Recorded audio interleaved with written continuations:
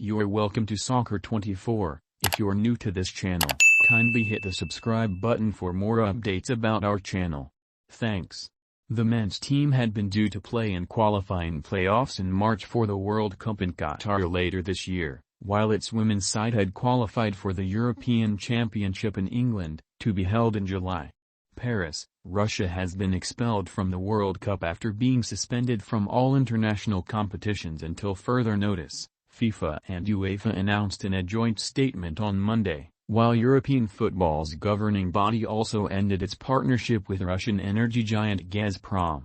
The men's team had been due to play in qualifying playoffs in March for the World Cup in Qatar later this year, while its women's side had qualified for the European Championship in England, to be held in July.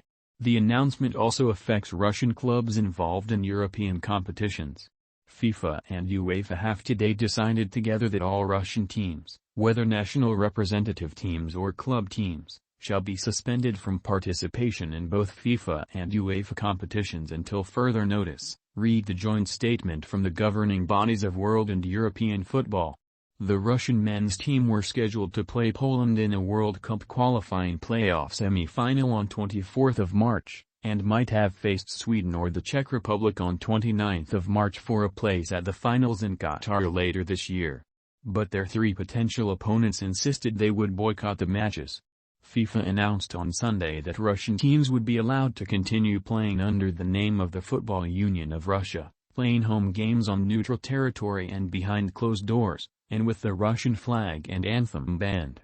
But those measures were dismissed as totally unacceptable by Polish FA President Cezary Kulesza, who added that Poland would not play their World Cup playoff with Russia, no matter what the name of the team is.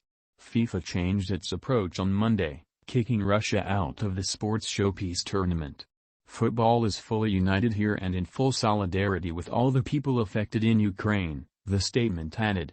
Both presidents, Gianni Infantino and Alexander Safarin, hope that the situation in Ukraine will improve significantly and rapidly so that football can again be a vector for unity and peace amongst people. Russia decries discriminatory decision. The Russian Football Union denounced the suspension, saying the move was discriminatory.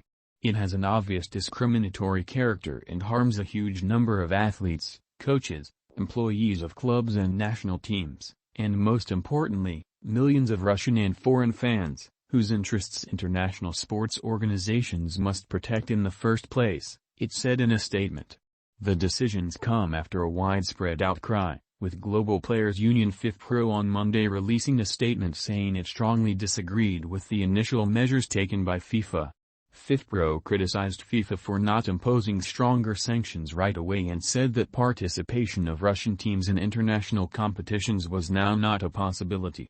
With other nations also coming out to say they would not play against Russia, FIFA and UEFA were left with little choice. FIFA had to act quickly before the upcoming World Cup playoffs and with the draw for the tournament due to be held in Doha on 1st of April.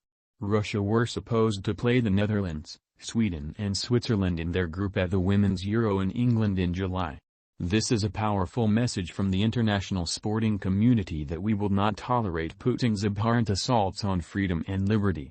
Well done FIFA and UEFA, tweeted UK Prime Minister Boris Johnson. UEFA ends Gazprom deal. Meanwhile, Spartak Moscow were scheduled to play RB Leipzig of Germany in the last 16 of the Europa League. They were the only remaining Russian team in European competition this season.